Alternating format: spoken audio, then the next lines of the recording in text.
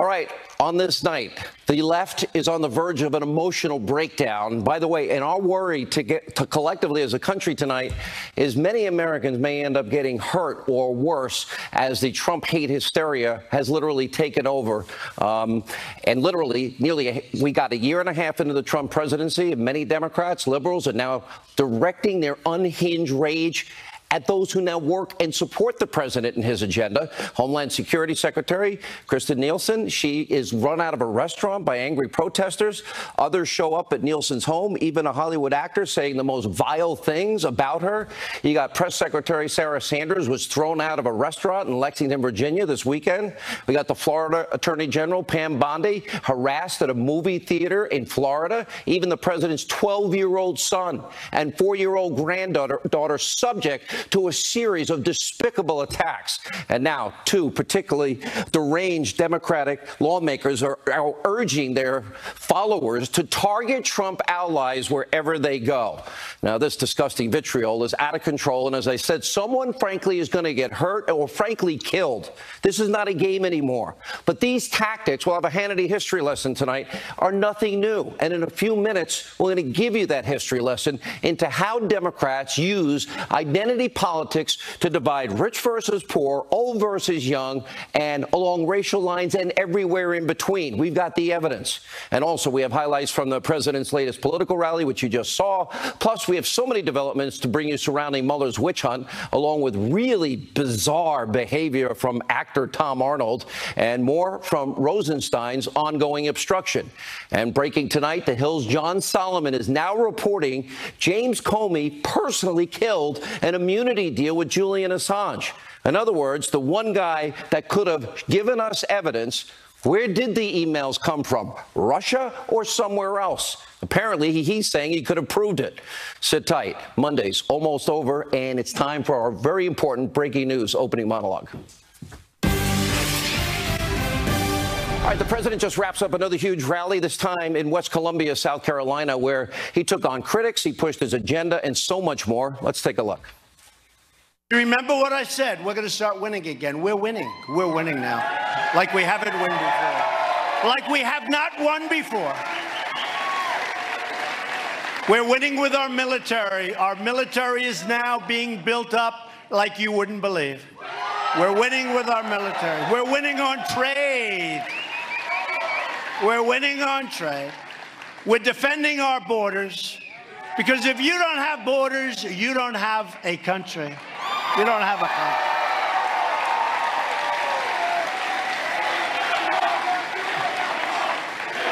Oh, it's happening. That's happening.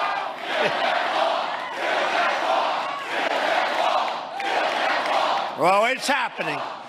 It's not build that wall anymore. It's continue building that wall because we're building it. Let's build that wall. And by the way, we're almost a year and a half into the Trump presidency. Many on the left, this is now serious. They are totally, completely, utterly psychotic and unhinged. Now, remember, this wasn't supposed to happen. Donald Trump was never supposed to be elected by you, the people. In fact, when he was inaugurated in January of last year, remember many on the left, many Democrats melting down, lashing out with threats of violence directed at President Trump and the White House himself? Let's bring you down memory lane. Yes, I'm angry. Yes, I am outraged. Yes, I have thought an awful lot about blowing up the White House. When was the last time an actor assassinated a president?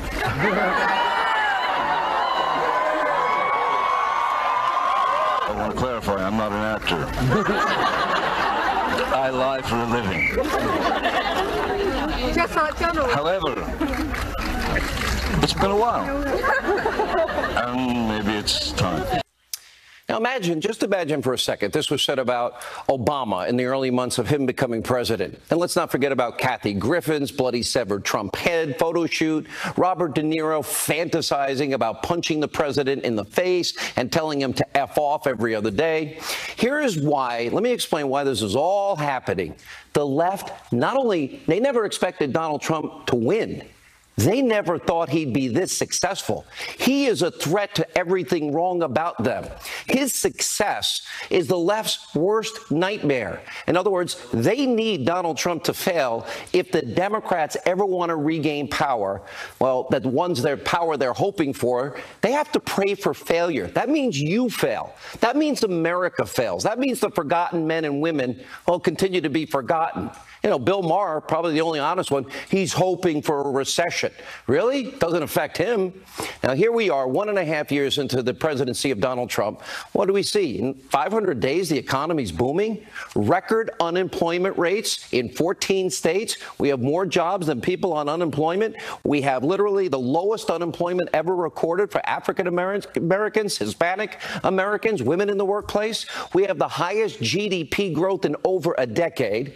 We have the lowest tax cuts, the biggest tax cut we've ever had. We've had a demolishing of burdensome regulations. We had successful negotiations so far that are ongoing with North Korea. ISIS is defeated and on the run. The Iranian stupid deal of Obama's dead. Jerusalem, promised by so many presidents, is now the capital of Israel, and so much more. With each success, the Democrats' dreams of kicking Trump out of office becomes more faint and more remote, and now they feel it, and they're lashing out. They don't like his success. That's why it's getting louder and more insane by the day. And the left is actually now targeting those who actually work and support President Trump. Look at this. New Jersey so-called Senator, President wannabe Cory Booker, is calling for Americans to confront Trump officials. Look at Maxine Waters. Well, she's been calling for Trump's impeachment since almost his first day in office. Well, Maxine Waters is urging supporters to accost Trump allies wherever they go. This is dangerous. Watch. You have members of your cabinet that are being booed out of restaurants, who have protesters taking up at their house, who's saying no peace, no sleep. And if you see anybody from that cabinet in a restaurant, in a department store, at a gasoline station, you get out and you create a crowd. And you push back on them. And you tell them they're not welcome anymore, anywhere. Now, naturally, those associated with President Trump, they're now being targeted by America's viciously angry left wing all over the country. They're doing it to women and children.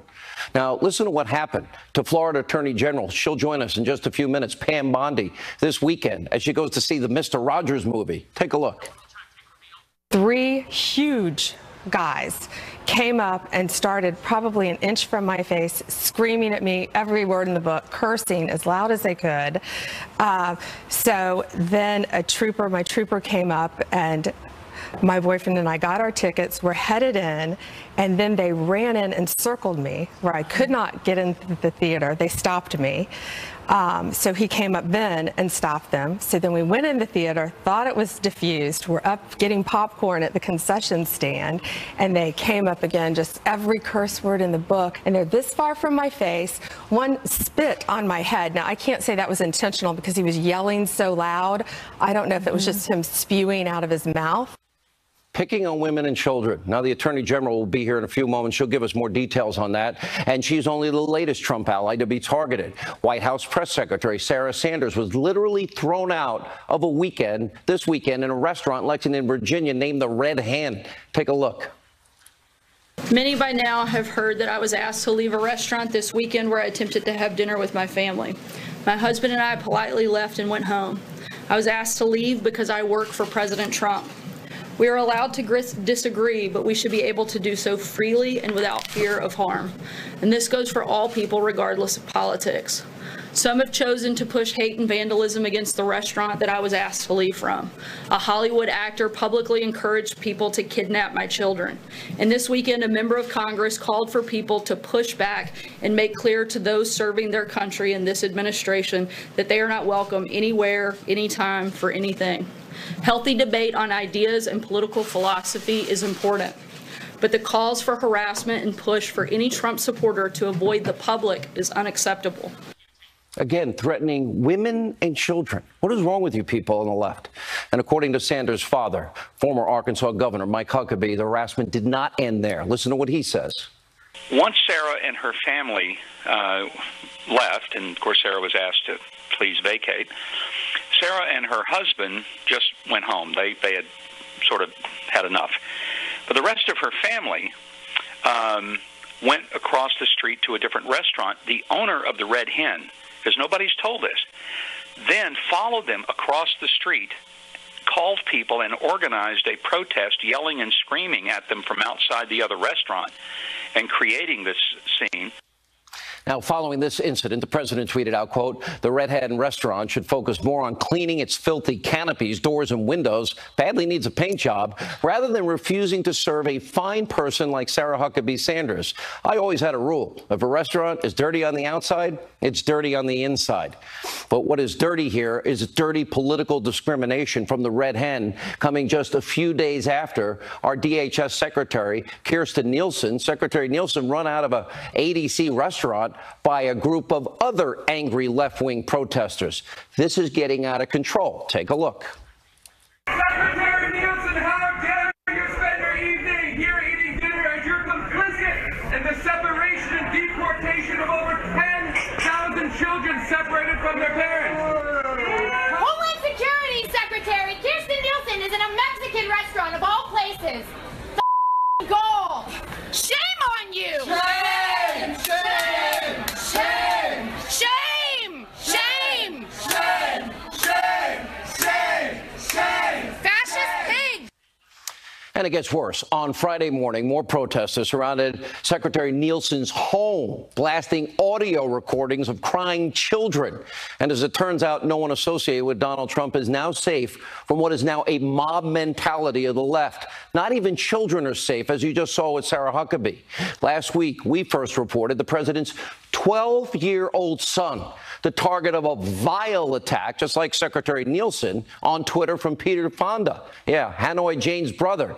And she tweeted in part, quote, "We should rip Barron Trump from his mother's arms, put him in a cage with pedophiles, and see if the mother will stand up against the giant blob that she's married to." Now, President Trump's 4-year-old granddaughter was also threatened on Twitter by a Canadian writer. Now, both these people, okay, they apologize for these horrific threats. Where are the arrests? You know what? You're not allowed to threaten the first family. What about Madonna? You're thinking an awful lot about blowing up the White House? Secret Service ever talked to her?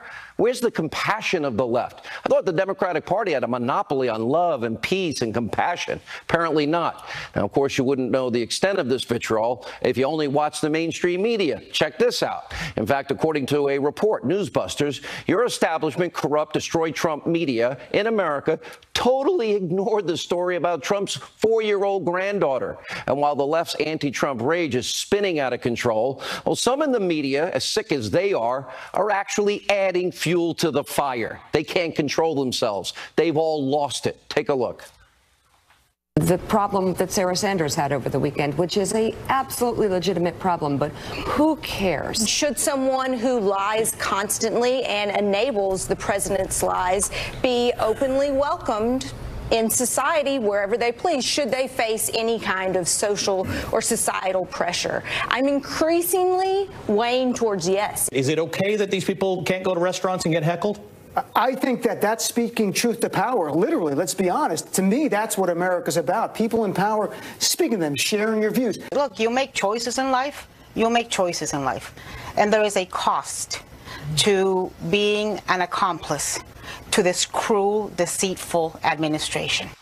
Let's just take a step back and remember all this hatred coming from the left was initially spurred over reports that children were being forcibly separated from their parents after attempting to cross the U.S.-Mexico border illegally. And it was Donald Trump last week. He never made that law. That law was passed by Congress, signed into law by another president. But he did sign an executive order halting any separation of families until Congress can step up, do their job, and change the law as they should have done a long long time ago, but that didn't stop many of these crazies on the left from demonizing Donald Trump. Many cheered, for example, this Time magazine cover. You see that? There's the big, bad, horrible president and a little girl who's crying because that little girl, according to Time magazine, had been separated from her mother and father. Well, the only problem is the girl was never separated from her mother or father, ever. The magazine cover, like so much in the news today, is a lie. And Time, believe it or not, is standing by their cover, for sale now at a bookstore near you. And then the media wonders why the American people call them fake news, why they chant CNN sucks. You wonder why Americans don't trust you? Now, the truth is, so many in the left-wing media, they're not fair. They're not balanced journalists, as they claim to be. Instead, they are shills. They're an extension of the Democratic Party, and that's plain and simple. And the agenda for the Democratic Party, by the way, if they get elected, is pretty simple. It's not a shock here. It doesn't matter whether the Democrats running from California, West Virginia, they're all working toward the same thing. What do they do? We're going to impeach Donald Trump, but we're not going to tell you. Please, Maxine, just stop saying it. We're going to do it. Just don't say it. And then, of course, they want to keep Obamacare and open borders. Oh, and yeah, they want their crumbs back. Remember, you got the biggest tax cut ever in American history, and Nancy Pelosi called it crumbs? They want the crumbs back so they can spend your money. Now, that's why what we're now heading into, and we're going to have a lot of coverage on this, this is the most important midterm election in modern history. And like every 2 to 4 years, the Democrats were now in the crazy season. And in the crazy season, they used the same playbook, and that is a campaign of identity politics to convince you Republicans are evil. They claim Republicans are racist and sexist and misogynist and xenophobic and homophobic and Islamophobic, that Republicans want dirty air and water, that they want to kill your children. And by the way, if you have a grandmother, they want to throw her over the cliff. Now, to demonstrate this absolute fact, well, tonight's a Hannity history lesson to bring you back. Let's take a look back through time at example after example of Democrats using race and gender to divide this country so that they can convince you Republicans are all evil just to win votes. They'll say and do anything for power. Take a look. Many Republicans talk in coded racial language about takers and losers. They demonize President Obama and encourage the ugliest impulses of the paranoid fringe. If you accept the support of Klan sympathizers before you are president, you will accept their support after you're president. He's going to let the big banks once again write their own rules. Unchain Wall Street. They're going to put you all back in chains. It's wrong what the leader of the Republican Party and this Congress are doing in blocking an accurate census because they don't want to count everyone that they don't think they can count on. They are in favor of affirmative action if you can dunk the basketball or sink a three-point shot. But they're not in favor of it if you merely have the potential to be a leader in your community and bring people together. Don't tell me we've got a colorblind society. June 7, 1998, in Texas, my father was killed. He was beaten, chained, and then dragged 3 miles to his death, all because he was black. So when Governor George W. Bush refused to support hate crimes legislation, it was like my father was killed all over again. When you don't vote, you let another church explode. When you don't vote, you allow another cross to burn.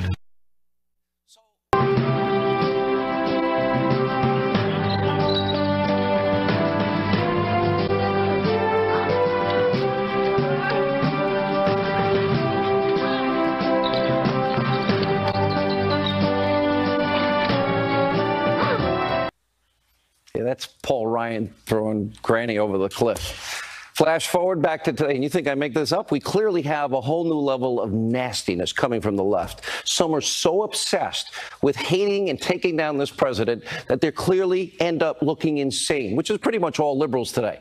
Look at actor Tom Arnold, is hell-bent on trying to say anything negative, but he's having a hard time with words and answering simple questions.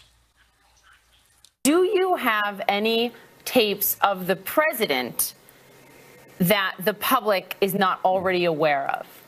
Yes. You can't tell me you say the content of the tapes because you want people to watch your show. Yeah, I do. That's it. Hold on. That's it. But is this about ratings for your show in September? And we're having fun with these Trump tapes.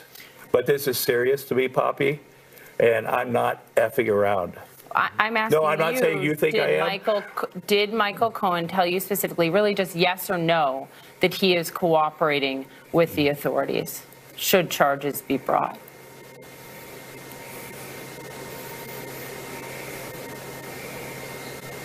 Do you not want to answer the question? No. You don't want to answer the question? Right. Okay. Because. Will you let us know what you learn over the weekend, since you're spending the weekend with Michael Cohen? No. Best 30-second scene ever had. They said nothing. And tying Trump to a litany of conspiracies that he has nothing to do with is even harder, which brings us to our next topic, which is the deep state. Finally, welcome the Wall Street Journal. They're now casting doubt. Welcome aboard, guys, on Mueller's ongoing witch hunt, claiming, quote, it's a tainted antecedent political bias. It looks like the IG report is opening everyone's eyes to what we have been showing you for nearly a year. And now 9 Republican lawmakers are now asking the Justice Department to provide the names of every person, past and present, who has worked for Mueller's probe. This comes as Rod Rosenstein and the FBI Director Wray are set up this Thursday before the House Judiciary Committee in what will be an extremely explosive and revealing hearing.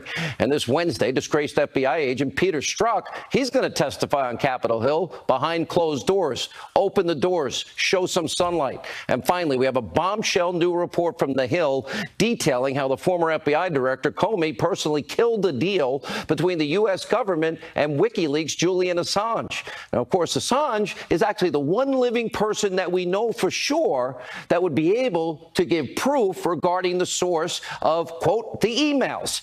Listen to what Assange told me when I interviewed him in January of last year. Did Russia give you this information or anybody associated with Russia? Our source is not a state party. So the answer for our interactions is no. You did not get this information about the DNC, John Podesta's emails. Can you tell the American people 1,000% you did not get it from Russia or anybody associated with Russia?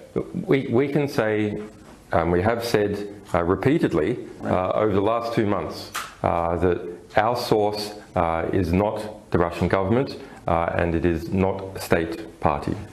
You mean we could have gotten the truth from Julian Assange? What did Comey hiding? Or is there something we don't yet, know about? After all we've been through, make the deal. Was it Russia? Prove it. Get it from Assange. Let the American people know the truth.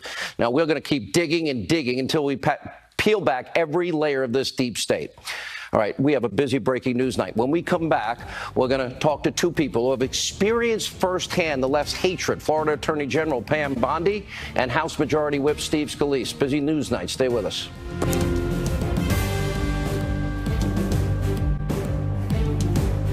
Program. Well, we get there, we're waiting in line to get tickets, and it's, a documentary about Mr. Rogers, and all of a sudden this woman comes out of nowhere and starts telling me that I'm ripping babies out of women's arms. Now, who does that sound like? The Peter Fonda quote about Melania. So they can't even come up with their own lines. And I said, I'm glad you're videoing me. Let me explain to you. I never agreed with separating the mothers from the babies, and I'm glad the president signed the executive order. Right, I'm glad the president signed the executive order. And I said, this is a congressional issue. They didn't even know who their congressmen were.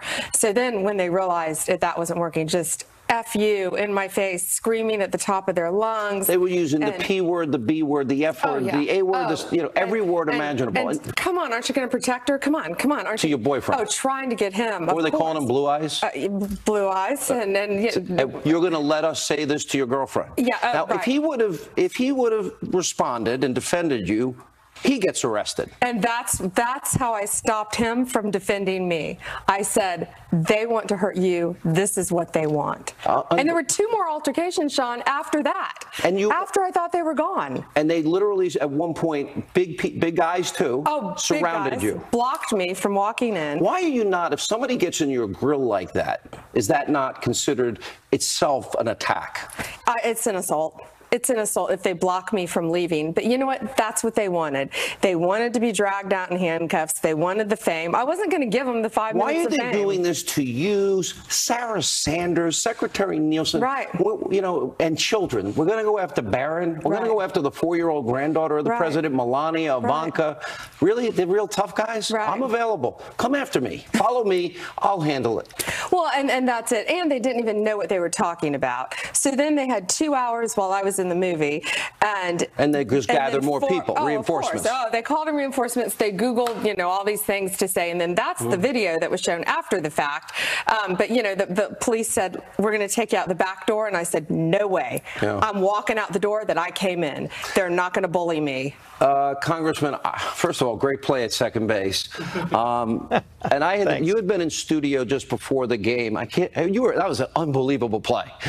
Yeah. But you were in first play of the game, and I watched your piece with my buddy Steve Ducey.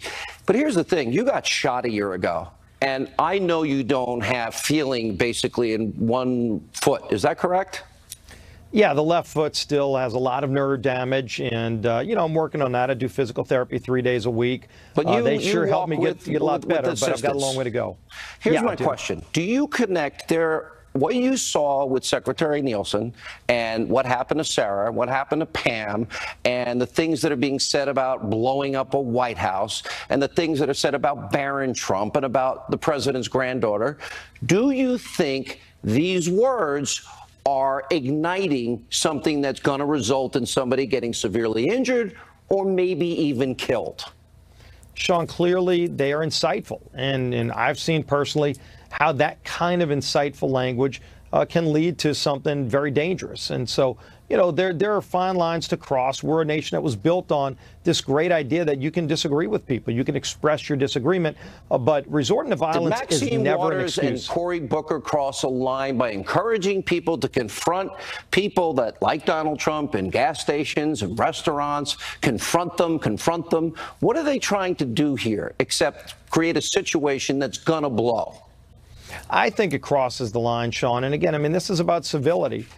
You should go and want to win your ideas in the debate of public opinion. If your ideas are worse, which frankly I think conservative ideas win the day all the time, so then they go and try to resort to name calling and ultimately violence, and that's where I think it crosses the line. And so, you know, you're lucky to be alive today.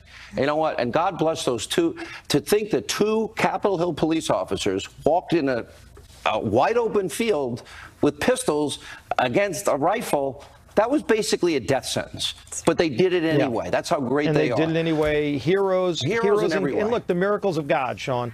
God performed real miracles. But we shouldn't get to this, and the left shouldn't we didn't tolerate it under Obama. You and I and so many others didn't agree with his policies, but we never condoned this kind of action. Do you agree with me? This is all about they're losing, they lost, that the president's successful, that his economic record, foreign policy record, and the fact that Mueller's witch hunt, their great hope, is crumbling. That's right. Is that what's causing this and the election pending? I do. I think people are so angry that the president's succeeding, that our country is thriving, that they're lashing out in any way they can, Sean, at the expense of, I can take care of myself, but at the expense of all these other people. It's ridiculous. I thought they cared about women and children and had a monopoly of compassion. It's all a crock, and it's all a big lie, and this is about politics. And the reason I ran the history lesson is because they do it every 2 or 4 years. It's their only playbook. That's right. And somebody's going to get killed. Mark my words, I pray to God I'm wrong. But this is getting scary. I agree. What you went through, you should not have gone through. I'm sorry. Mr. Scalise, same thing. Congressman, same to you. When we come back, huge breaking news. John Solomon, disgraced FBI Director James Comey, killed a deal that would have given us the proof from Julian Assange. Who gave him the information? We can get the information. Oh, Comey doesn't want you to have the information. He, Sarah Carter, Greg Jarrett, next.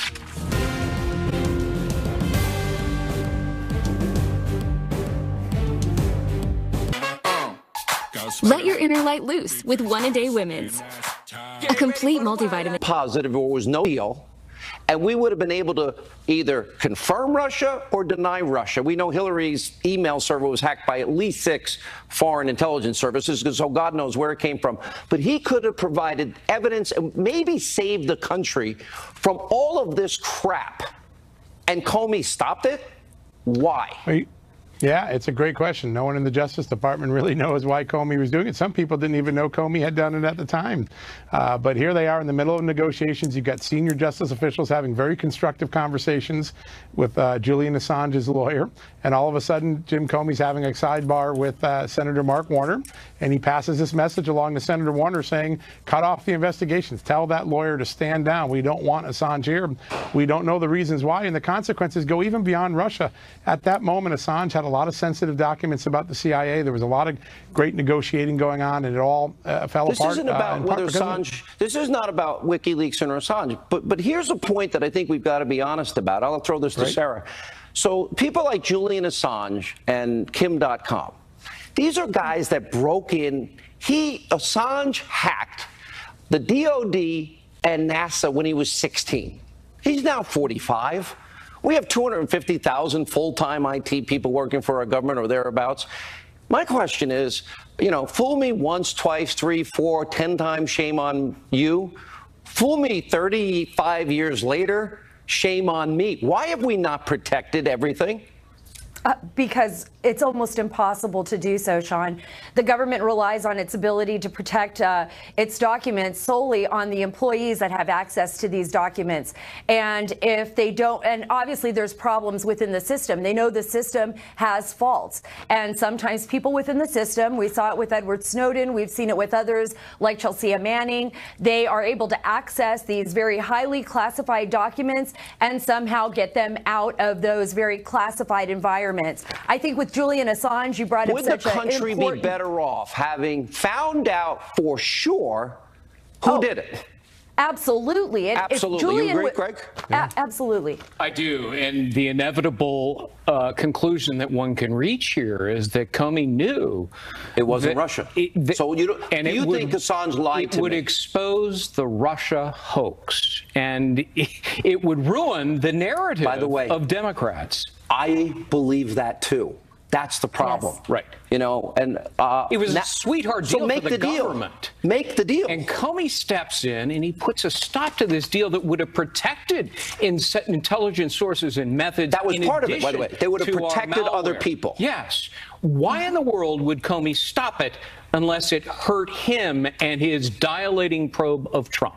Let me go to another topic here. I'll put it on the screen for all of you. The president tweeted it out. So there's a hearing Wednesday with Strzok, and he writes, the hearing of Strzok and other frauds at the FBI DOJ should be shown to the public on live TV, not a closed-door hearing that nobody will see.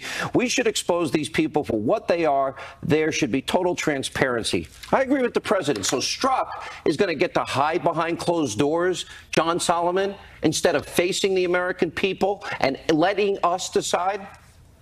Yeah, I think that's one of the frustrations that the American people have. A lot of this investigation has been behind closed doors, and it's only been because of some courageous people coming out and talking that we know half of what we know today. At some point, there has to be a final accounting of what went on here, and I think it starts with what the FBI did right and wrong. There's another development, going on tonight. We still don't have those documents. Let me ask one follow-up on Assange while it's in my head. Sure. Are you convinced, John Solomon, because you're breaking the story, that Assange he was the guy that would have proof positive. Are you of the belief that he told the truth, that it wasn't Russia?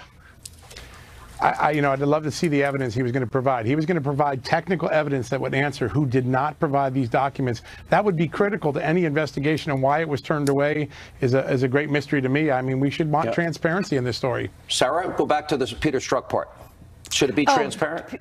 It should absolutely be transparent, and this is the reason why Peter Strzok's attorney didn't want him to be subpoenaed, why he acted like he wanted to voluntarily allow him to speak to Congress. He knew it would be behind closed doors, and he knows that because it's not under subpoena, because he's going to talk to members of Congress, he may not have to answer any of all of these questions. Let me go last question. Here, I'm bouncing back and forth, but this is in my head. So you're saying that American sources and methods as part of the deal with Assange would be protected? Would have been protected. And maybe would save lives? had the potential? Absolutely. So why don't we do the deal now? Malware that we utilize on other systems that would have been protected as part of the deal. It's incomprehensible that this deal. You think this is the best deal we could have ever gotten that would have helped save lives? Sure. And would have told us proof positive on Russia? Yeah, I think so. Oh my God. Why don't we make the deal now? It's too late now because Julian Assange, according to John Solomon, released some of the documents. Well, maybe make the best deal you can make so the American people can know whether this was a crock from the beginning. It'll eventually come out. You cannot hide something this corrupt this long. All right, when we come back, thank you all. Michelle Malkin, straight ahead. You won't get this news from CBS or fake news CNN. And they don't mind crime. Think of it. So last week, they thought, oh, they have a great issue. And, you know, I get credit. I don't know if it's true or not, but they're saying I have good political instinct. Who knows? In fact, some people have said I have the greatest political instinct in 50 years. I don't think so. I don't think so. I don't think so. But I have my own feeling. And when I heard them talking about the children, first of all, they were using pictures taken in 2014 when Barack Obama was president. I wasn't president. That was the president earlier tonight at a rally in South Carolina. Here with reaction. She is the host of the award-winning Michelle Malkin Investigates on CRTV, syndicated columnist and, frankly, adopted sister, my friend Michelle Malkin. Well, it's true. I mean, we know that. This is the Democrats, what they're running on: 4 things. Open borders, keep Obamacare, they want their crumbs back, meaning the tax cuts, and impeaching the president, but don't tell the American people we're going to do it. That's right, Sean, my big brother. It's great to see you again. And I have to admire President Trump for getting up every single day when so many other mainstream Beltway Republicans would have thrown in the towel and capitulated. He gets up every day cheerfully because he loves this country. And however many disagreements I might have with him on minor things, he is fundamentally committed to making sure that we are a country that protects our sovereignty and protects our borders. And he is willing to absorb those slings and arrows of being called a racist and a xenophobe and a nativist and somebody who doesn't care and who is heartless. But it's the Democrats who are the party of anarchy and who are the party of lawlessness. And there's nothing compassionate about allowing our borders to deteriorate. Pam Bondi, Yes. Secretary Nielsen, Sarah Huckabee, Barron Trump, 4-year-old granddaughter, Ivanka, Melania, and dreaming of blowing up the White House, and et cetera. Yes. Yes. You know, the montages that you show every night are so valuable. You're not going to see it on fake news, like you said. You're not going to see it on fake news stations like CBS or CNN. And this is the truth that people need to see, and it's why they back this president. There is a climate of hate that is on the rise. It's not new. You and I have been talking about it for years, Sean. I wrote a book in 2006 called Unhinged. Every day he's successful, they feel their power and their odds of winning in 2018 slipping away. And to me, they're cheering. They need President Trump to fail for them to get power back. And they're openly advocating it like Bill Maher. Yes, and that is the exact correct diagnosis. Why are we seeing this explosion and this resurgence of all of this insanity and incivility? It's because they are losing on the political and policy arena. The thing that's especially dangerous is that it's not just prominent Republican officials and cabinet members, and it's horrible what's happened to the people who have dedicated their lives to serving this president. It's happening to people who are behind the scenes every day as rank and file. And I am especially troubled and alarmed, and I want to see more members of Congress talking about this, Sean, about the demonization of immigration and customs agents. Here's my question. This is the right. This is not the fringe. These are mainstream Democrats who are turning our rank and file officers on the border. Yes. So now they're attacking women and children almost on a daily basis. Any hope of re-election they feel slipping away. Here's my question. I'm getting to the point I'm worried somebody's really going to either get hurt or get killed here. Am I overreacting to what I'm seeing? No, of course you're not. These are blatant and brazen incitements to violence. And it already has happened. You had the wonderful and brave and so inspiring Steve Scalise on your show. And there have been a number of people who've been targeted. You had, conservative political organizations whose offices have been targeted. Death threats. It's something that I've had to deal with, anybody in public life. And you know what? It is going to backfire.